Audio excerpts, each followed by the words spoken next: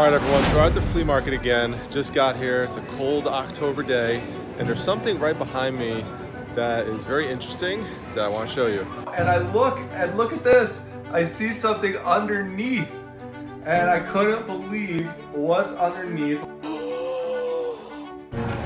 right, so what I'm talking about over here is a Yu-Gi-Oh poster. Now, if you're not familiar with Yu-Gi-Oh, it's a card playing game. It's very popular. And there's a framed poster here, and it looks like, is the price for this $5? Yes. All right. Anything wrong with it, or is it like cut or anything like that? My grandson didn't want it. Your grandson didn't want it? They couldn't sell it, so I want to get rid of it. All right, let's see what. Nothing wrong with it. Okay, there we go. That looks nice. I'll definitely pick this up. All right. $5. All right, as you can see, I've got this back in the Primetime Treasure Mobile. This poster's huge. It's 22 by 34. It's from 1996. It's a rare, hard to find poster. And because Yu-Gi-Oh is so popular, collectors pay up for this type of stuff. The cheapest you could currently find this on eBay right now is $100 plus $7 shipping. Now, I'm not saying it's gonna sell for that much, but it will definitely sell for a lot more than the $5 I purchased it for. All right, now something major just happened, and I had to tell Mrs. Primetime to just stop, put everything down, and film this, because I can't even believe it. So, as you can see, I'm taking the poster out of the plastic frame because I could just ship it rolled up. It doesn't make sense for me to ship it with that. Plus, it's all scratched up anyway. So this was really well protected. And one of the things I wanted to show you here that I couldn't show at the time is that this says 1996, which is one of the reasons this is valuable, is because 1996 is the year that Yu-Gi-Oh came out. But that's not the big news. The big news, and this is why you should take things out of frames anyway.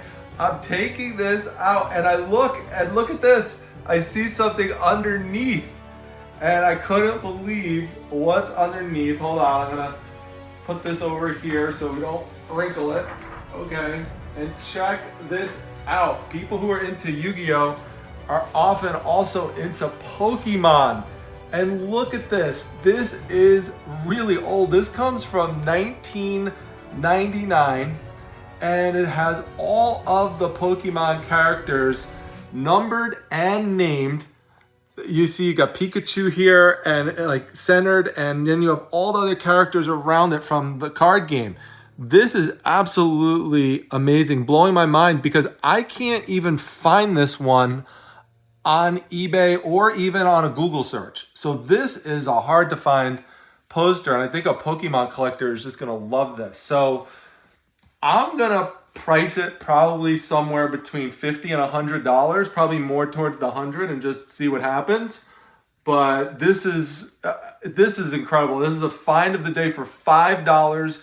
2 vintage posters, and this one didn't even know was there. So I can't say enough about this. I'm so pumped up. Let me know what you think in the comment section, and if you ever found something behind a frame in the past too. All right, thanks to my lovely camera woman.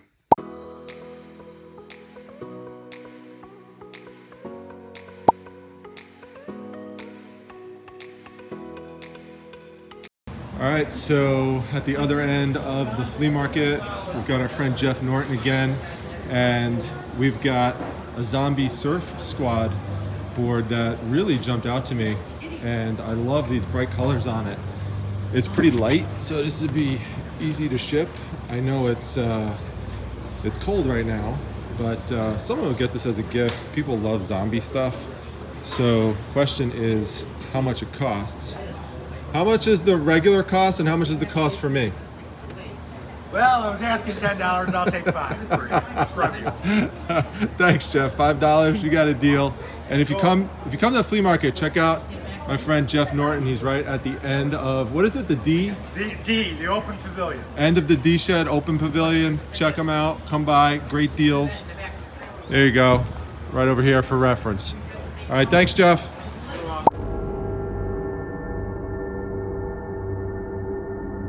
All right. right, here's a part of Primetime Treasure headquarters I haven't really shown you before, but this is an update of some of the art that I have on the wall. And over here we have something that just sold for $65. He's waving to us right here.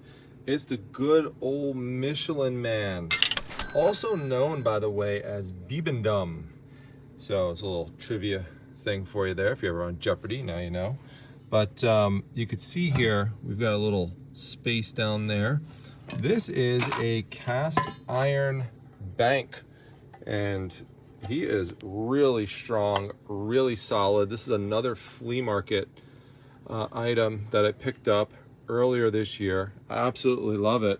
Now, I didn't buy this by itself. I picked it up along with this really cool cast iron cat. And this one I sold for $72.50. Now you might be wondering, well, if you sold it, why is it here? Because I also wound up picking up another one a week later and then listing this one once the other one sold. So if you combine the $72.50 plus the $65 here, I wound up doubling my money from the purchase because I got both of them for a grand total of $55. So yeah, I decided to pay up a little bit at the flea market for these two because I just wanted to have these really two cool cast iron items in my store. So sometimes, you know, you pay up a little bit. You're not going to get everything for $1, and I thought that these were a good investment. And overall, you know, once you factor in the fees and shipping and stuff, still to be able to double your money is good. So be on the lookout for Michelin Man, Biebendum. Bye-bye. All right, some of you may have seen this insecticide can sitting here earlier when I was showing the Michelin Man. It's really cool. It's a nice old item from the 1960s, fungicide as well. You can see the pictures of the old vegetables on here and the flowers. So if you like gardening and, you know, vintage advertising, this is a really cool piece. You can see it's cardboard, and so, you know, you would just, you know, pull it down and you could, you know, dispense the item. It's empty, but even though it's empty, eBay does not allow the sale of items like this anymore on the site because they were fined recently with something having to do with insecticide, so they're really strict on it. I used to have it listed, but they took it down. I actually have 3 of them. I bought them in an old barn, you know, many years ago. So if you're interested in one of them, 2 of them, or all 3 of them, just let me know. Send me an email, primetimetreasure@gmail.com. All right, now if you've been wondering what I keep in this stack here, this is where I keep some of my graded comic books for sale. And I can't wait to show you this one here because what's inside this envelope just sold for $600. All right, well, this is it. This is a comic book called Beyond the Grave. It came out in 1975. This is the #1 issue out of 17 issues they made of this series, published by Charlton. And you could see here that this is a horror-themed book. I don't think it's a coincidence that it sold a week before Halloween. People are looking for horror stuff more during that time of year. And you could see the grade on this comic book is 9.8, graded by CGC. This happens to be the single highest graded comic book for this particular issue. It's the only one in existence, and that allows you to set the price on it. I purchased this at an online auction for $300.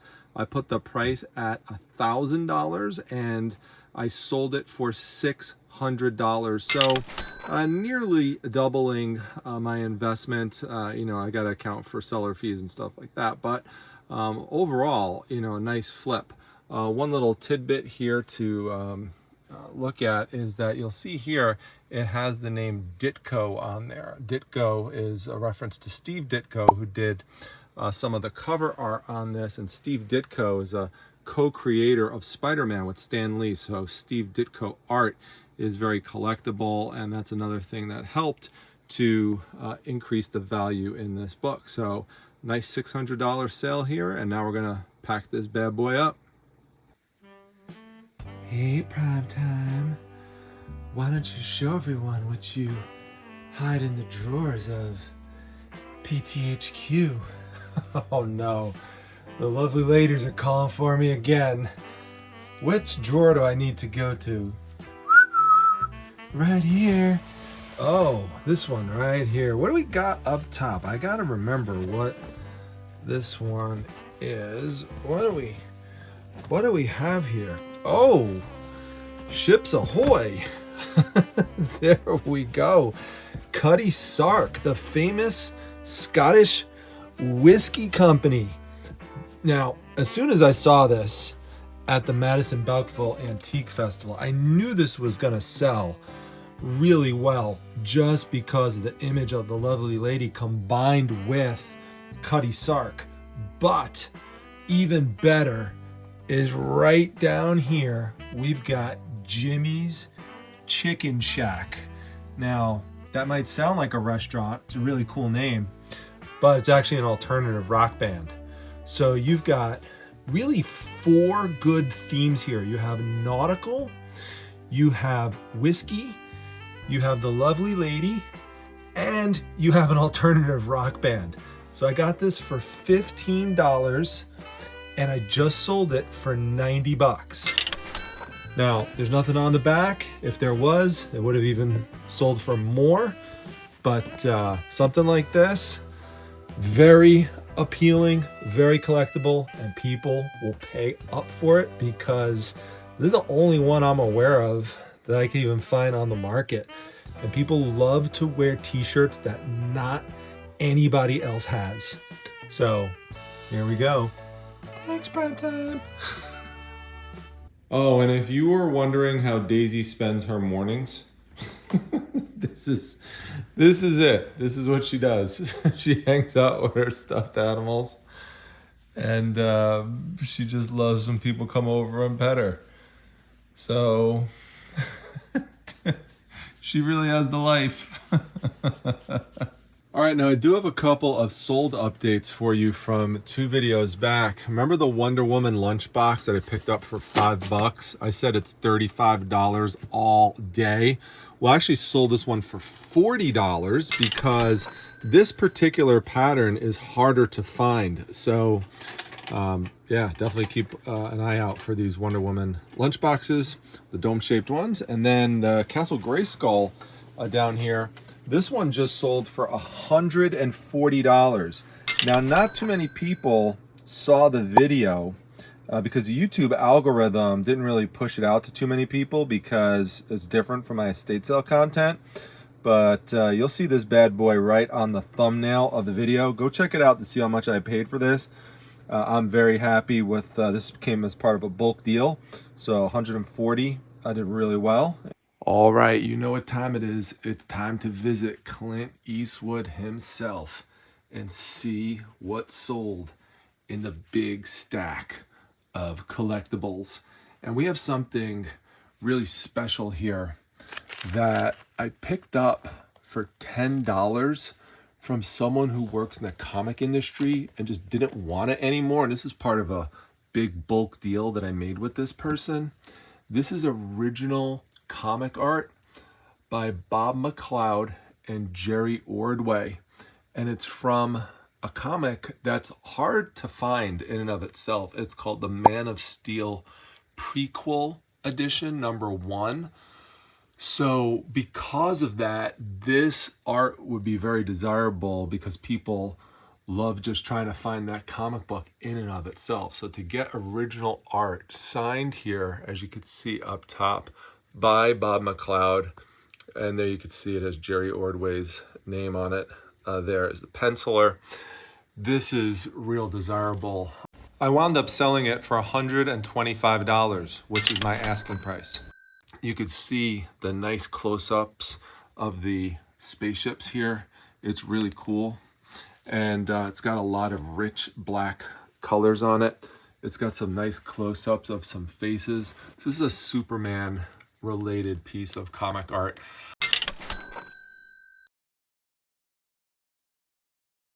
All in all, I made out really good with this sale. So original comic art is something I look for. If you cannot find it through a connection like mine with someone in the comic industry, which is admittedly a challenge, you could purchase a comic art at online auctions and you could flip it.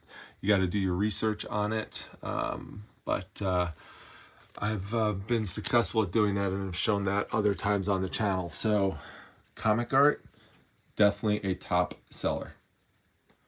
All right, we're gonna go over to another $125 sale, and it's this right here.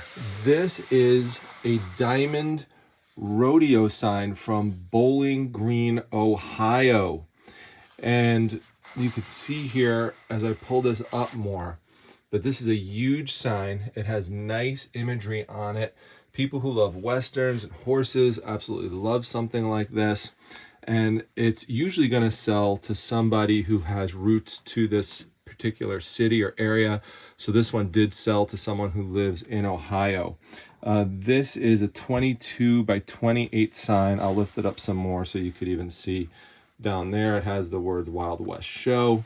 I got this for $10 at the Madison Balkville Antique Festival. You could see I've got another one here from Dansville, and I picked up a whole bunch of them, and these are my last two left. And so if you find these, you could usually flip them for, you know, $100, $125 is what I've been doing on them. And it doesn't even matter, even if they have staining on it. Like you could see here, there's staining here, and it's, you know, you can even see it there on the back.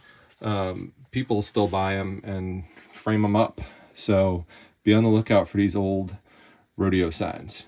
All right, let me show you something that I keep over here for safekeeping that just sold for $55. This might look familiar to you. It's one of the many LGB trains that I purchased at an estate sale. I did a video on it and I showed an enormous stack of trains that I wound up purchasing. I'll show you what this looks like because I took one other one out of the sleeve for you, which you could see right over here. So this is what this particular version looks like. As you could see there, it says 4067. These are the G-size trains, so they're giant-sized trains. It's always a bonus if you have the cardboard sleeve to protect it. And I have this one left at this point, and 5 other ones down here that you can see. Again, this is all that's left from an absolutely massive buy. Every time one of these sells at this point, it's all profit. I just list them at one at a time. If you want to go back and see how many trains that I bought from that estate sale, it's absolutely insane. I'll put a link to the video, but check it out. Trains are you know, a good buy, especially these big gigantic ones if you get them at a discount. And that particular day, it was half price for the items, and I even got more off of it than that because I bought so many. So that's the update. All right, let's go over to our magazine stack here. I'm going to show you a magazine title you should definitely be on the lookout for. It's not even so much the specific magazine title, but the type of magazine that it is, which you could see here. It says Game Informer from 1992. It's a video game magazine, and this one has Chester Cheetah on the cover, which makes it extra collectible for all those food advertising fans. We've got different video game titles and types of video game systems on the cover. It's a Christmas theme, which also helps. I got this for $1 at the Madison Balkville Antique Festival this year, and it just sold for $38. But not only that, the same person who bought that also bought this one here, also from 1992. And this one here has a character from Super Adventure Island on it.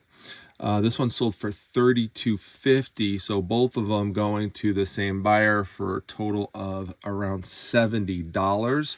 So definitely be on the lookout for vintage video game magazines. Oh, I just love when this happens. I just love it when I sell one of these Funko Pops for good money It just reminds me of all the comments that I've received on my channel with people telling me that Funko Pops don't sell, that they're a waste of money, that they're just like Beanie Babies. Well, that is just not true. There are Funkos that sell for good money.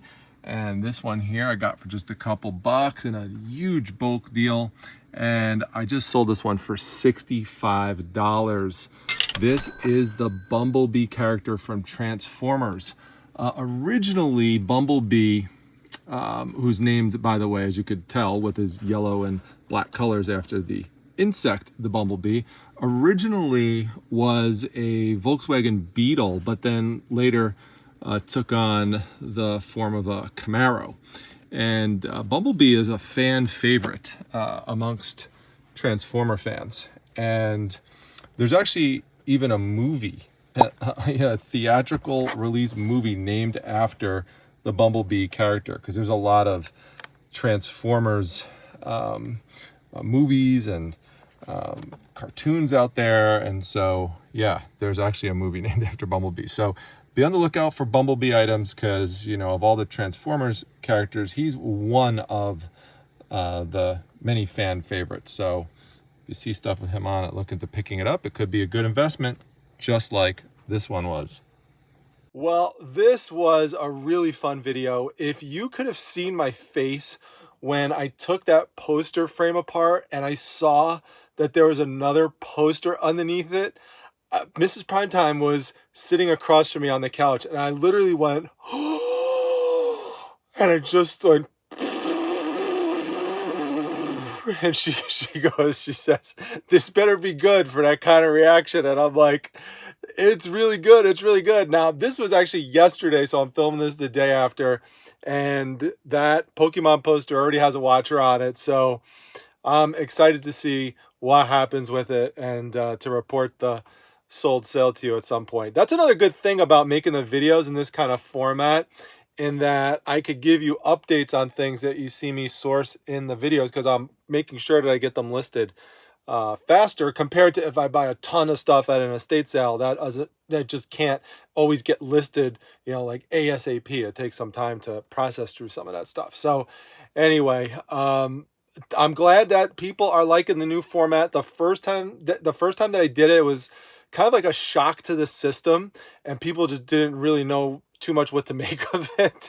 And that's the thing about my channel. It's kind of like a roller coaster. You just never know when things are just going to shift and change. And that's not the best thing for when you're running a YouTube channel, but sometimes you have to make changes out of necessity and you have to adapt. And so that's what I'm doing. And I'm having fun doing the videos like this. I have fun doing the estate sale videos too, but this has been really enjoyable, and it's allowed me to dig in more to some of the collectible type of content that I like to sell that I haven't been able to feature as much. So anyway, also something new here was sprinkling Daisy into the video at different time points. So she's requiring that as part of her new contract. So Daisy's going to try to keep you on her toes a little bit.